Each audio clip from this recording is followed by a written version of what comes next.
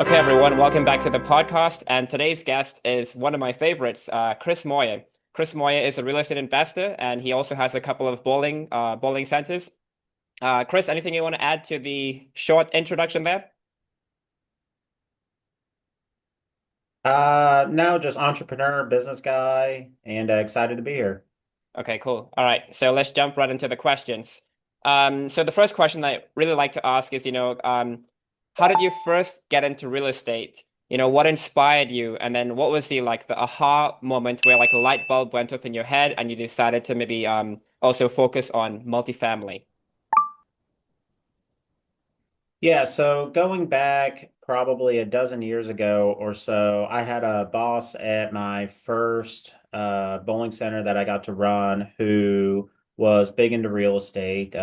He was an absentee owner from the business, but he did a lot of stuff in Dallas, Texas. Hmm. And that's where, even though I didn't have the money to invest in real estate at the time, that's where I kind of got the peak of interest, and I was just fascinated by what he was doing. And what he was doing was more in a development standpoint Okay. than what I do per se. But it's just really what piqued my interest and what got me going. And then the aha moment for me was after our first fourplex, which was two duplexes that we bought at the end of 2021.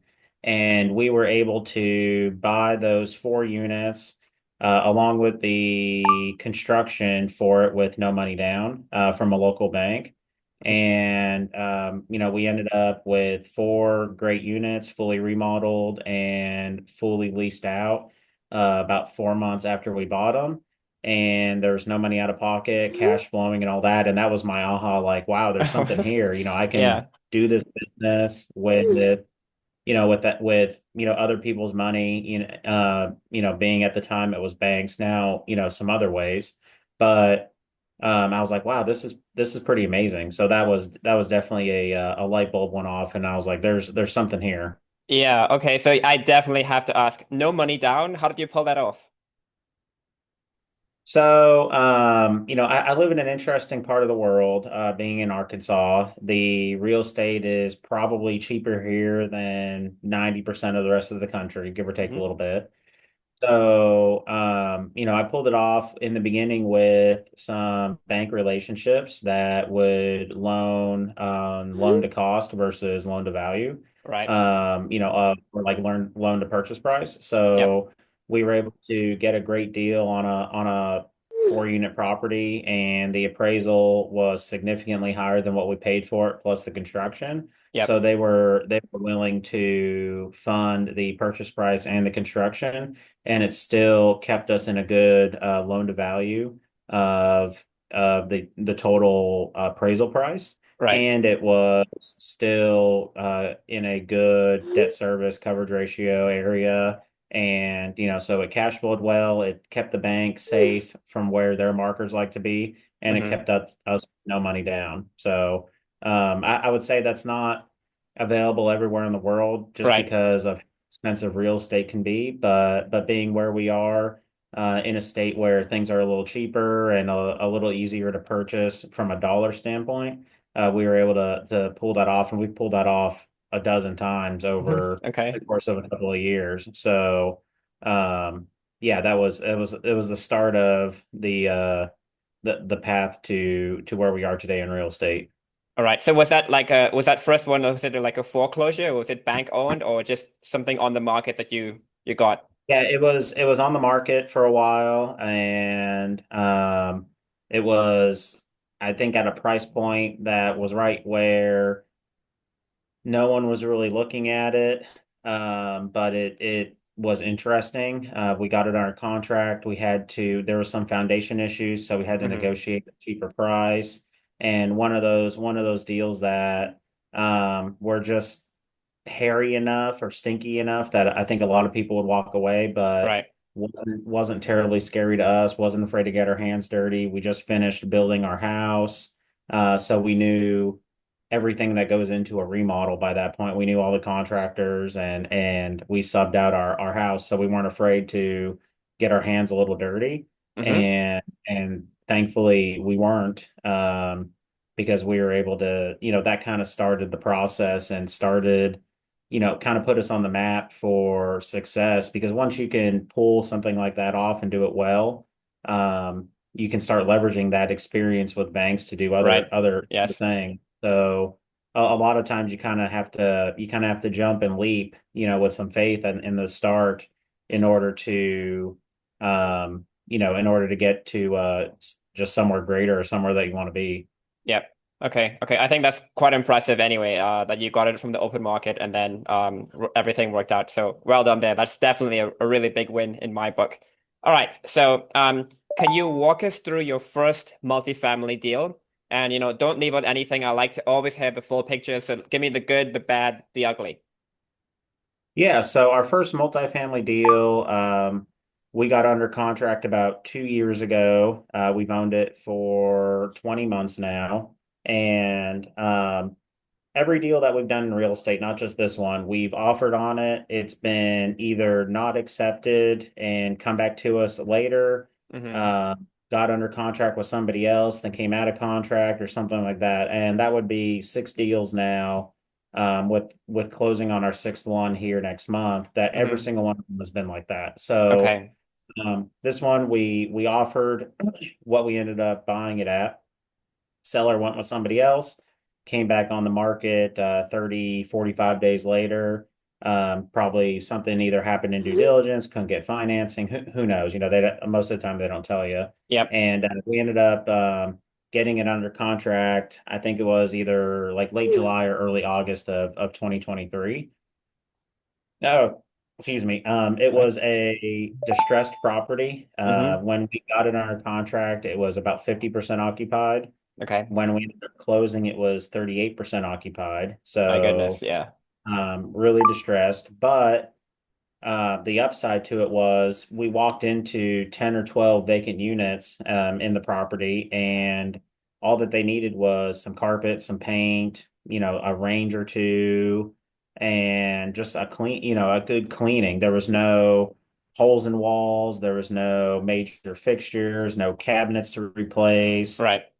Rooms were solid and put together. So when, you can look at that either two ways. If you look at it on a piece of paper, a lot of people run for the hills when they see something 50% occupied or less. Mm-hmm. And for us, all that we did was look at it as opportunity that we can flip, or quote unquote flip 10 or 12 units very, very quickly. Right. And then put tenants in there that we wanted versus getting tenants that we may not want, or tenants that aren't Exactly. paying, or Yep. whatever it might be.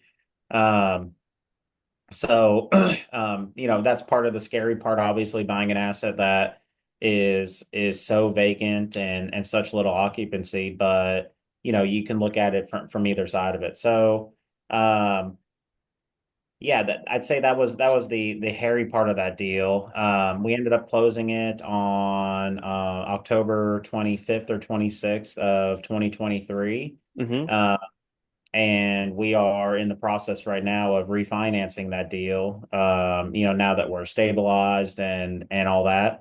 Um, we took that property from making about $8,800 a month in gross rent and gross income to its ranges around 27,000 or so, 28,000 a month now Nice. in Mm-hmm. in income. So huge change.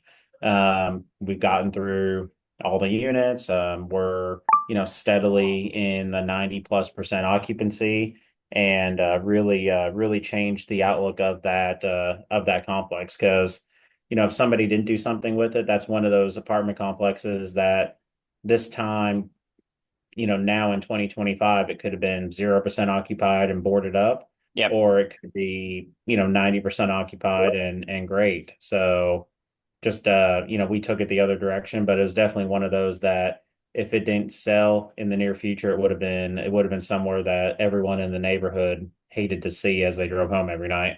Yep. Yep. Okay. All right. Well, so I guess you had like a 2-year bridge loan when you initially purchased it, or? It was a 2-year local bank Mm-hmm. financing. So we a deal like that is not something that you get traditional financing on or anything. So used a local bank lender that I was friends with. And yeah, they gave us two years on the deal, and we're refinancing it now. Okay, sounds like a really good success story. I might have some follow-up questions there for you because I'm looking at a similar deal in Tennessee right now, like 50% occupied, and we'll see. But yeah, okay. So sounds Yep. like another big win for you right there. All right. So how has your strategy changed since that first deal? So for example, deal criteria, have you had any shifts there? Yes, not so much because of that deal, but just in Okay. general. Yep. We definitely don't look at older properties like we used to. Honestly, just when you're looking at your first property, a lot of times you cast the net a little bit wider just to be able to see what's really out there. Mm-hmm. At the 2 years ago, we were definitely underwriting everything that was 1970s or newer.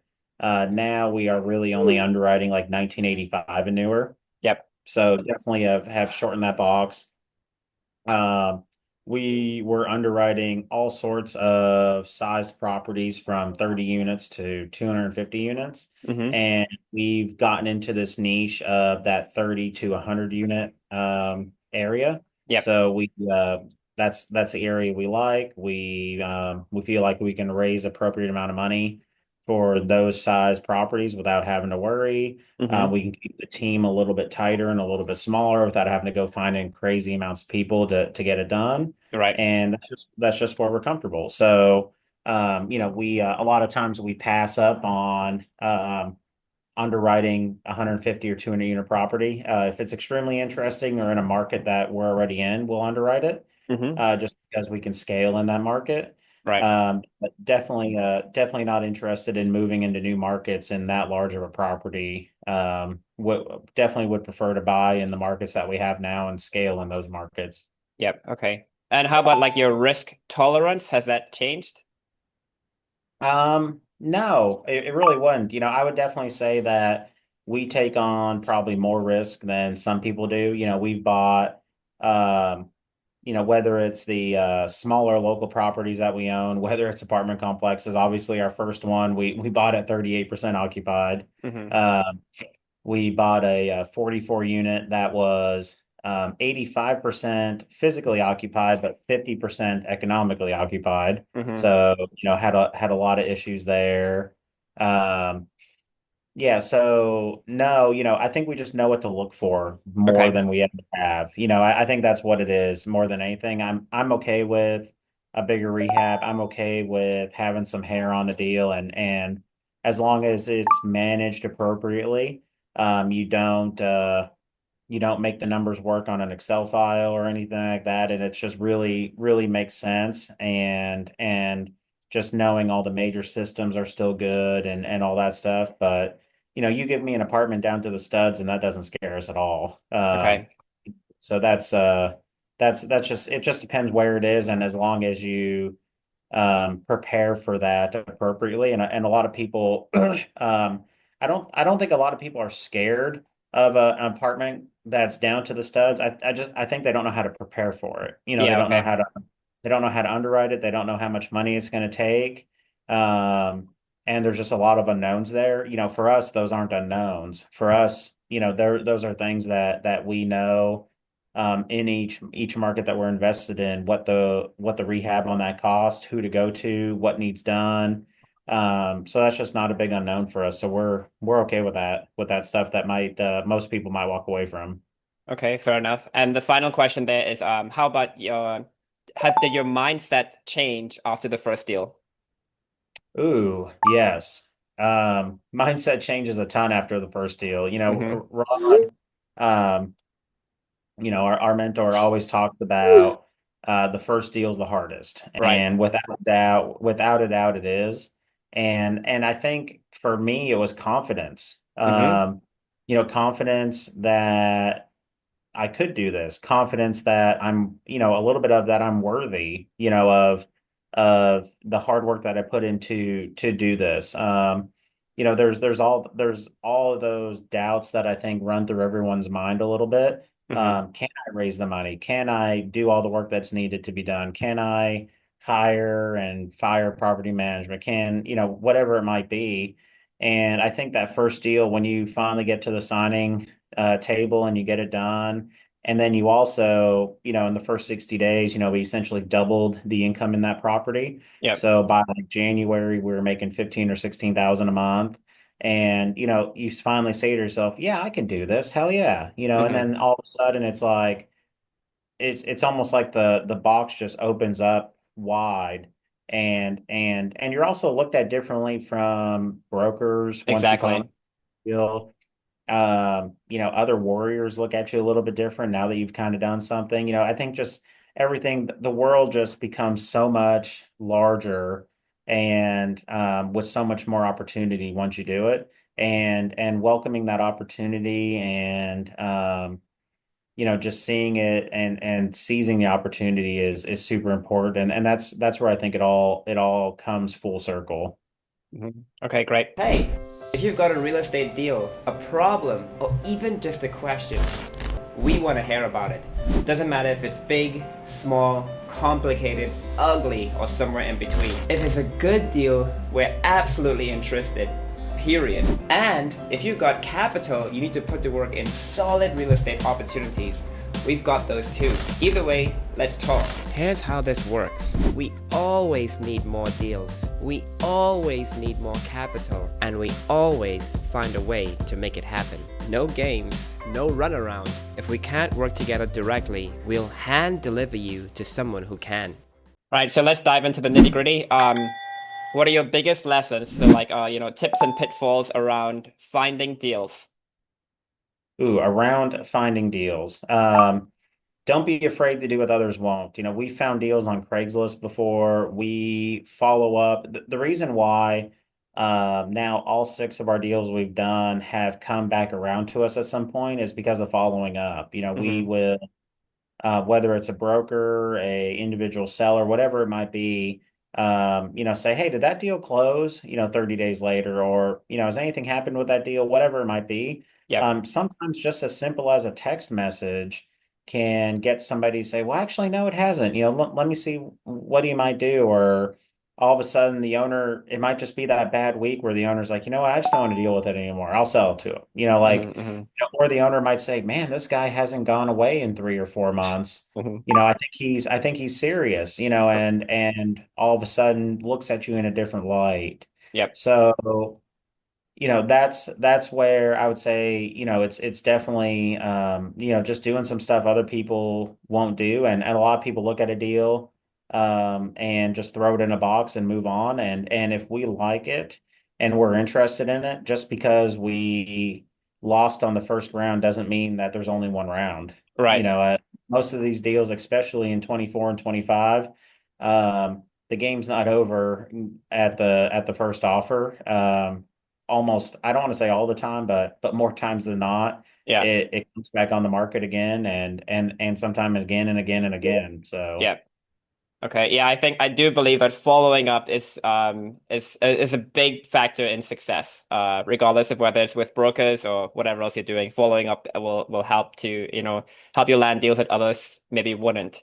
Okay, and then yeah. how about what are your lessons around like operating and executing on the deal? Once you have it under contract, once you've closed, and you actually have to go in there and get your plan going. Yeah, the on-site property management is so critical. So critical, and just following up and keeping up with them, and especially in the beginning, especially when you're flipping units and all that.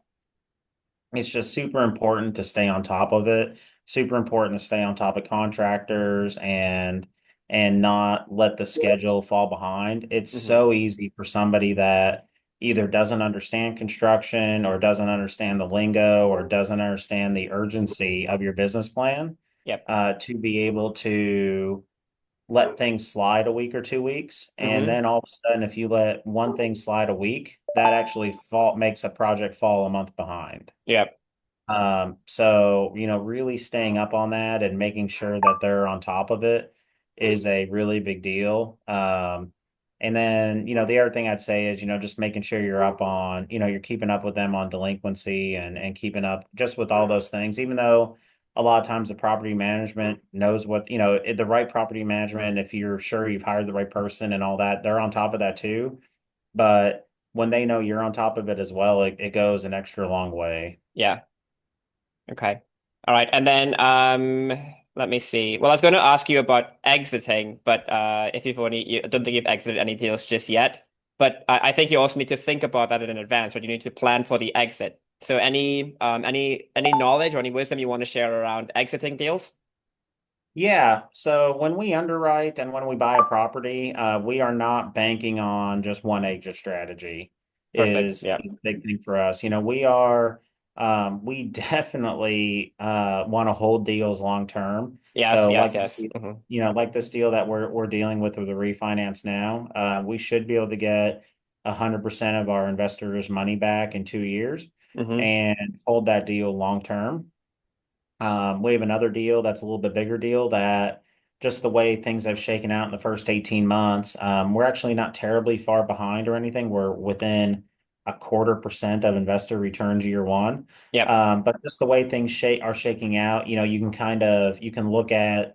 can start projecting now that we're a year in what year two is going to look like, what year three is going to look like. That Hmm. deal looks more like it's going to have to sell around year four, Yep. just to make things work. Also, interest rates not coming down as much hurt the refinance possibilities, Hmm.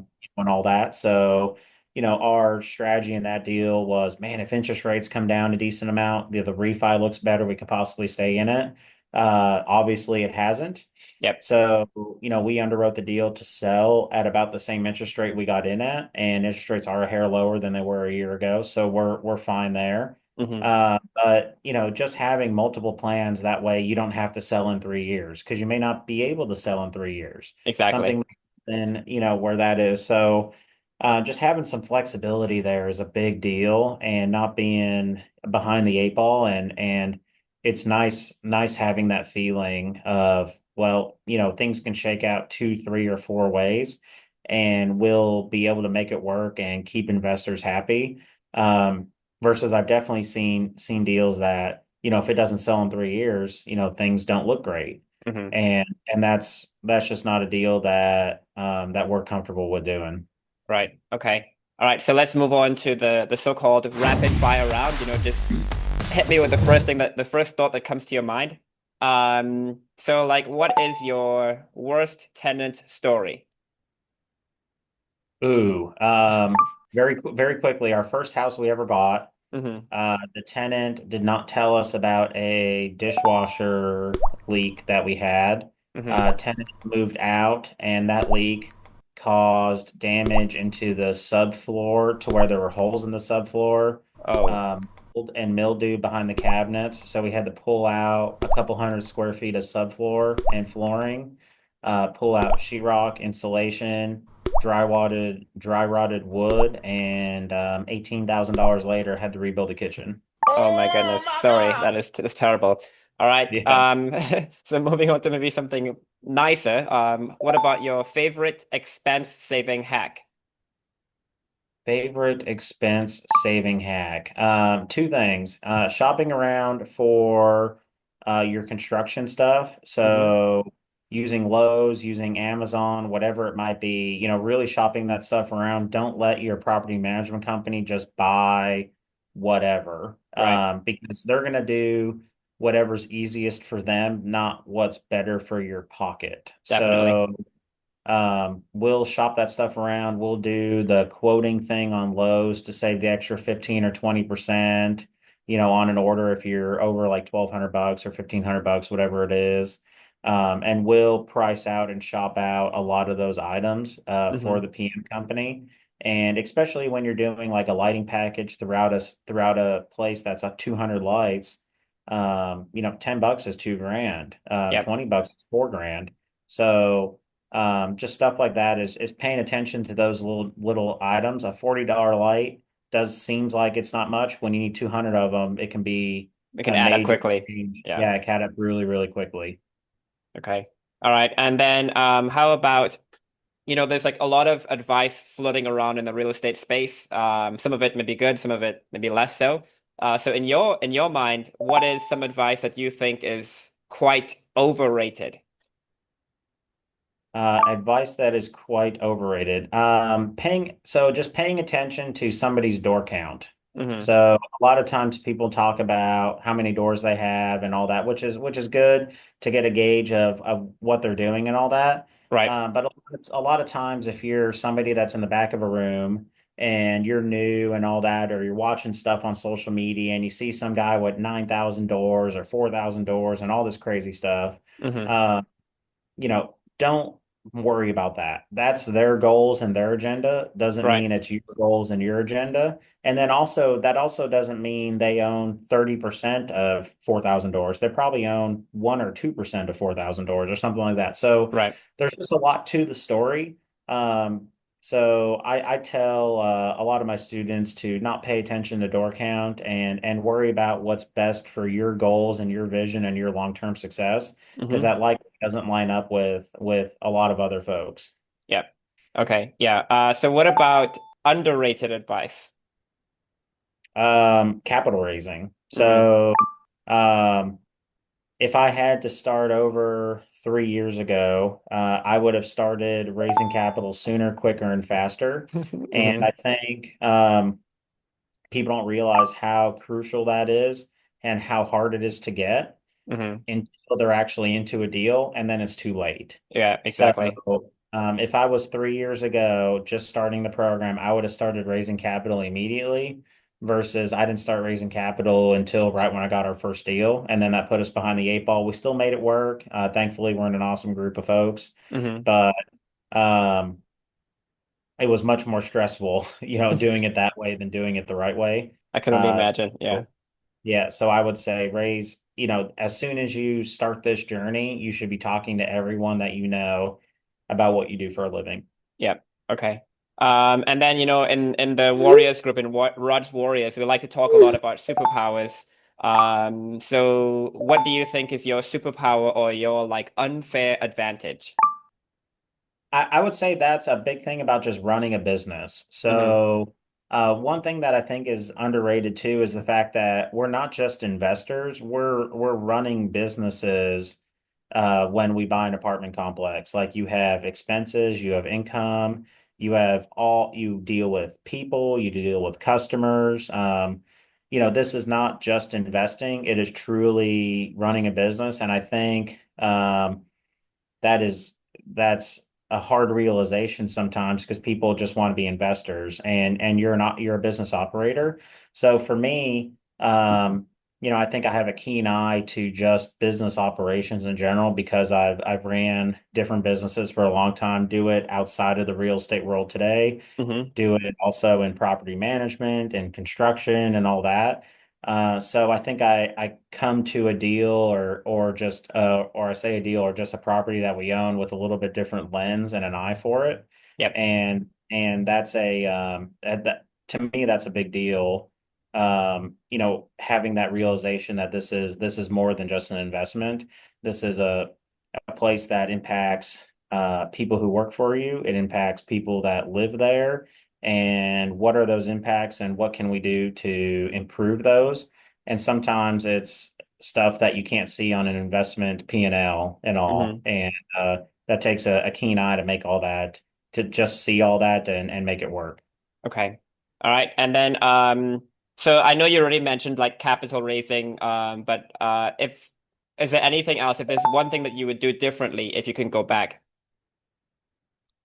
Oh, yeah. If I can go back, not a ton because of where I am today. I'm happy where I am today. Yeah. The first deal and doing it the way I did, got me to where I am today.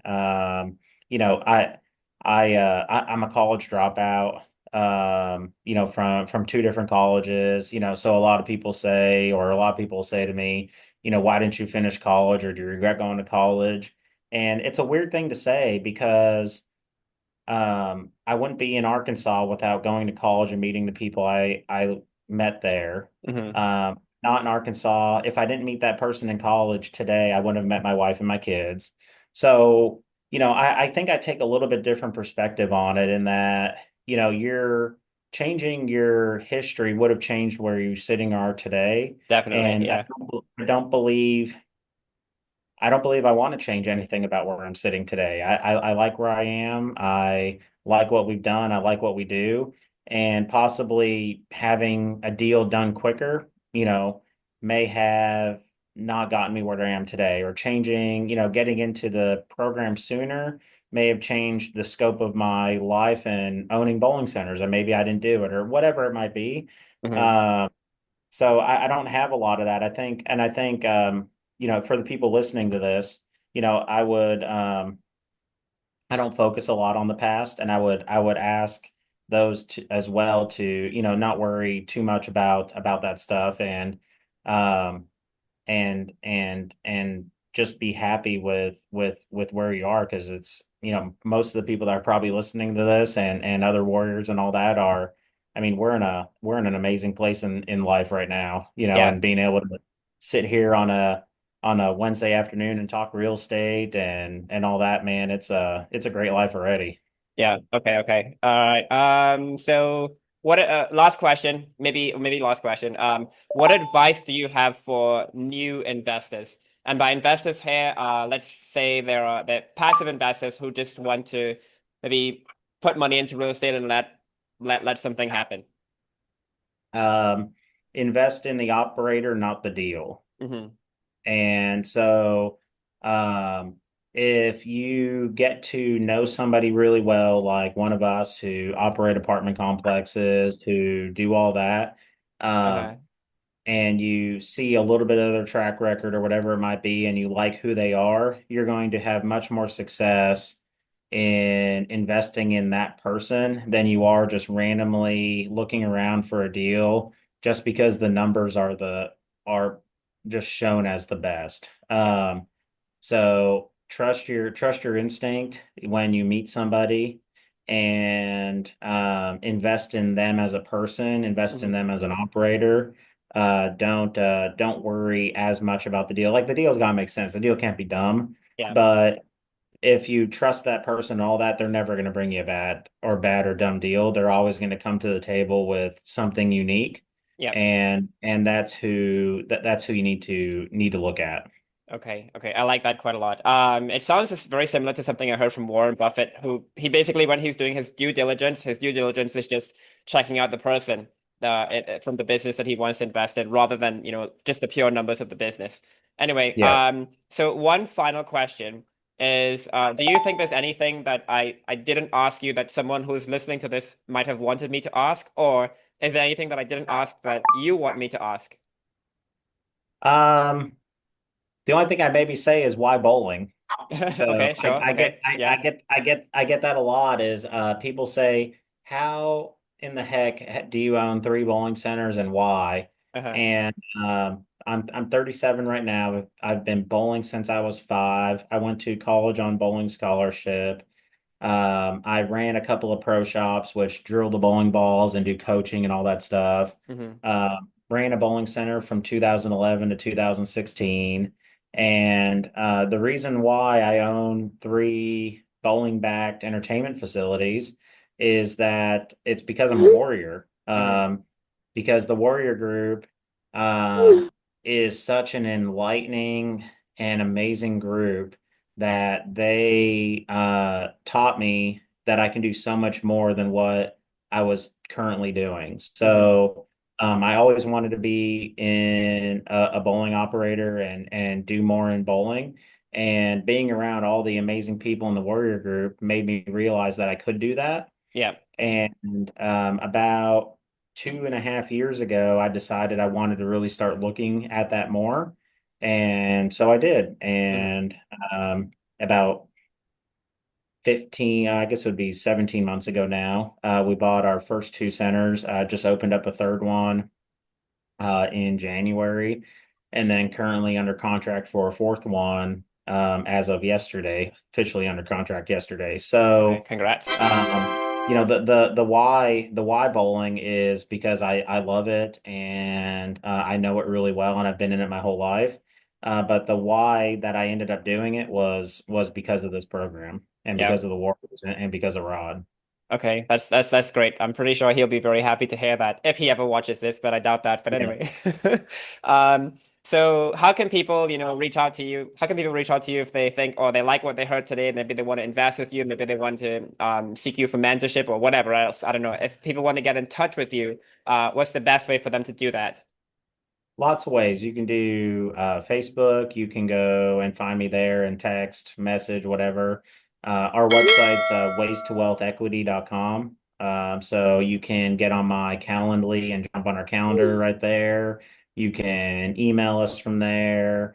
And I'd say those are the two best ways, but I respond in kind of any form or fashion. If you find a way to get a hold of me, whether it's by email, text, message, carrier pigeon, whatever it might be. If you find a way to get a hold of me, I'll make sure You'll I get back to respond. them. Okay, cool. So Yep. maybe what I'll do is I'll drop all your information at the bottom of the video. I mean, like in on the screen and also in the description.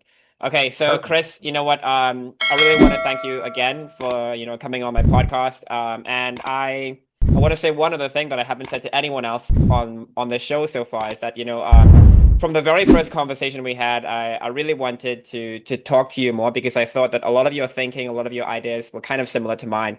And I like to work with people that are on a similar wavelength. At least my impression. I could be wrong, but it's just yeah. So I'm really happy to talk to you today, and I'm really happy that you came on the podcast. I think you shared a lot of wisdom with me and also with anyone who watches or listens to this later. So yeah, thank you very much.